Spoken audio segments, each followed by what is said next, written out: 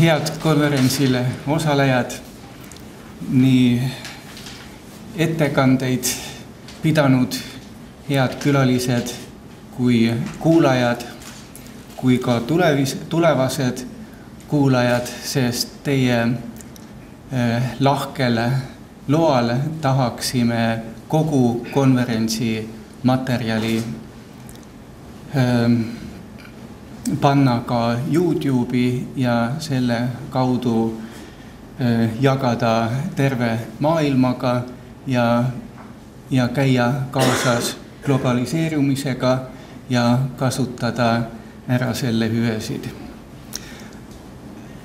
Tegelikult ma olen siin juba 1,5 päeva mõelnud, et kellele ma võiksin siin enda asemel lõpusõna anda, kes oskaks siin kõige paremini teaduslikult selle konverentsi tuuma kokku võtta ja tuleb vägisi meelde üks Ungari ütlus "It seeb lähets nde okos näm" ehk sa võid siin ilus olla, aga tark mitte.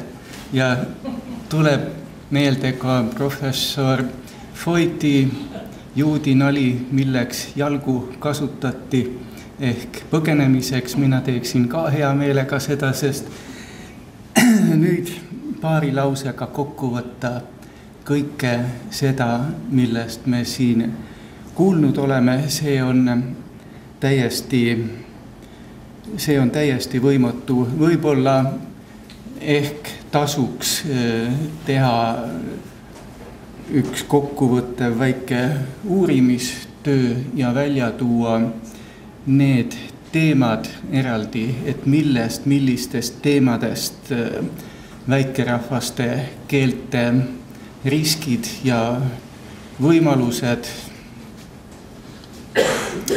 millistest teemadest siin juttu oli ja milliseid ühiseid joodi siin leiti, aga ma tsiteeriksin siin kokkuvõtteks ainult professor Veidemanni, kes omalt poolt jälle osundas Heideggerit, et keel on olemise kodu, et keel iseenesest ei ole piisav selleks, et me saaksime käsitleda väikeste keelte ellu jäämist. Siin on väga palju muid olulisi tegureid, millega tegelda tuleb.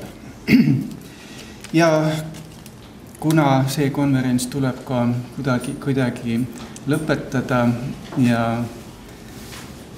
ja seda teaduslikul viisil oleks väga raske teha.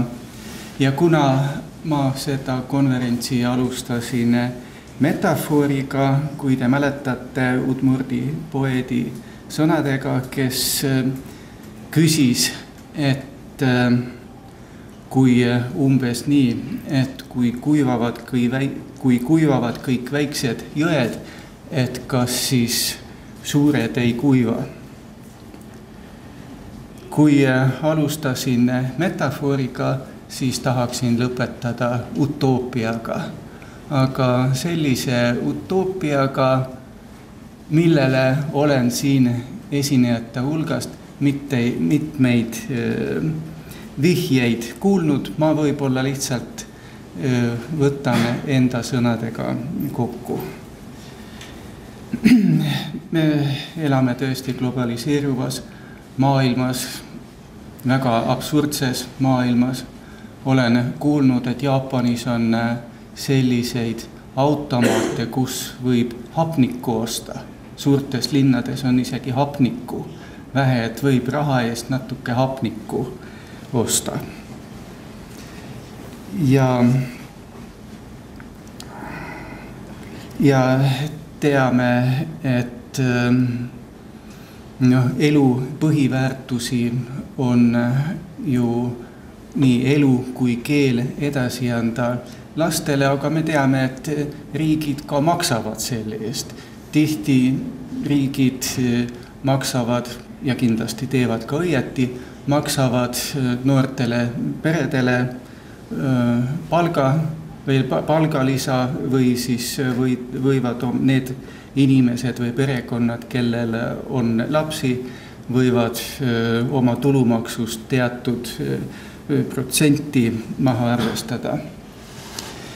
Ja ma olen kuulnud ka sellest, et Kesk-Ameerikas, ma ei mäleta täpselt, mis riik see oli, katsetatakse ka ühe uue ökosüsteemiga.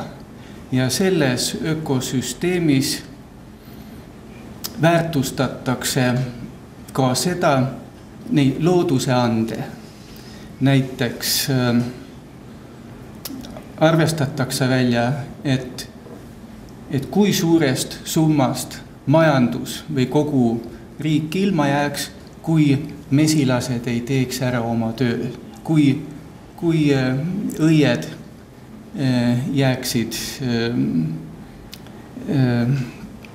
kui mesilased ei käiks neid kõiki õisi läbi ja ei saaks uut saaki.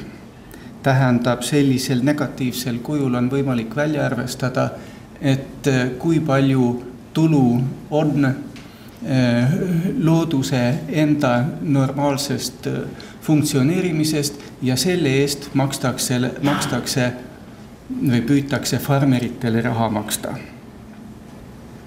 Ja kui mõelda, et maavarad ja loodusvarad on globaalne väärtus selleks, et me saaksime siin maakeral edasi eksisteerida, me peame neid mõistlikult kasutama.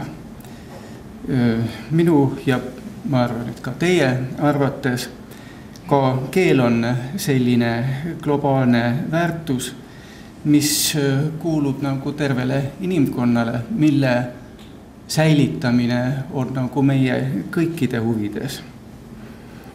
Ja miks ei võiks siis näiteks kunagi tulevikus, see eeldab muidugi hoopis teistsugust väärtuse süsteemi, nagu siin mitmed esinejad mainisid, mitte SKT-d või GDP-d arvestada, vaid võib-olla mingit õnne koefitsienti, et näiteks maksta ohustatud keeli rääkivatele vanematele selle eest, et nad õpetavad oma emakeelt oma lastele.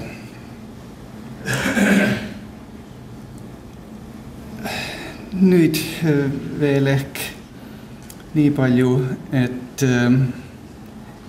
ei saa küll, ei ole siin meiega füüsiliselt kaasas, sest ta suri eelmisel aastal umbes aasta tagasi, Ungari näitekirjanik Miklós Hubay, kes kirjutas näidendi nagu meie konverentsi jaoks.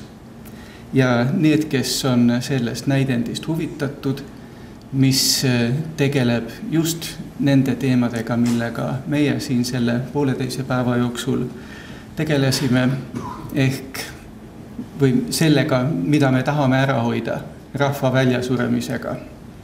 Tänada kõiki osavõtjaid nii Eestist kui välismaalt ja mis siis ikka uute kohtumisteni.